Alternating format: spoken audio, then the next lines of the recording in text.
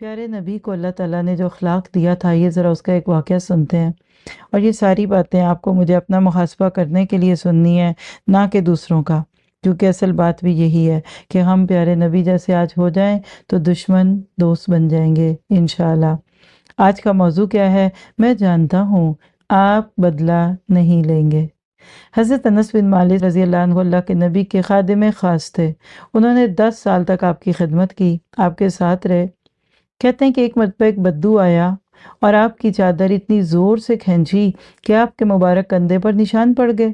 بدو نے اسی پر اکتفا نہیں کیا بلکہ انتہائی بدتمیزی سے کہنے لگا، اے محمد صلی اللہ علیہ وسلم، میرے ان 2 اونٹوں پر اللہ کا دیا ہوا مال لدوا دے۔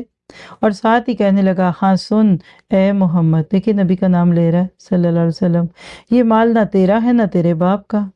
ذرا غور تو کیجئے، ٹون تو دیکھیے بدوؤں کی، گنواروں کی۔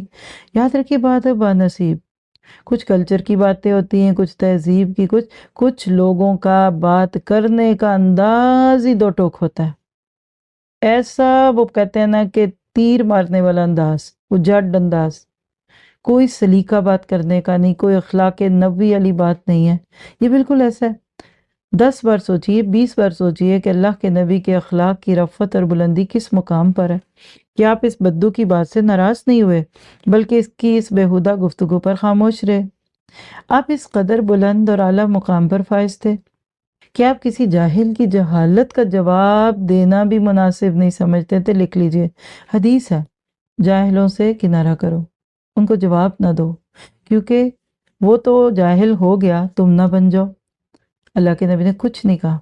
تھوڑی دیر بعد آپ نے اس بدو سے مخاطب ہو کر فرمایا، سنو، مال تو اللہ کا دیا ہوا ہے اور میں اس کا بندہ ہوں، لیکن یہ جو تم نے مجھ سے بدتمیزی کی ہے، اس کا بدلہ تو لیا جا سکتا ہے۔ اب ذرا دیکھیے، پہلے اس کو کول ڈاؤن کیا، ٹھنڈا ہو گیا، پھر اپنی بات پیش کی۔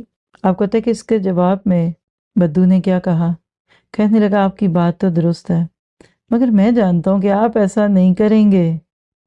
اللہ کے رسول نے اس سے پوچھا، آخر کیوں؟ اس بدو نے اللہ کے نبی کے اخلاق کی ایک اعلیٰ صفت بیان کرتے ہوئے کہا، اس لیے لِأَنَّكَ لَا تُكَافِئُ بِالسَّيِّئَةِ السَّيِّئَةَ، اس لیے کہ آپ برائی کا جواب برائی سے نہیں دیا کرتے۔ اللہ اکبر!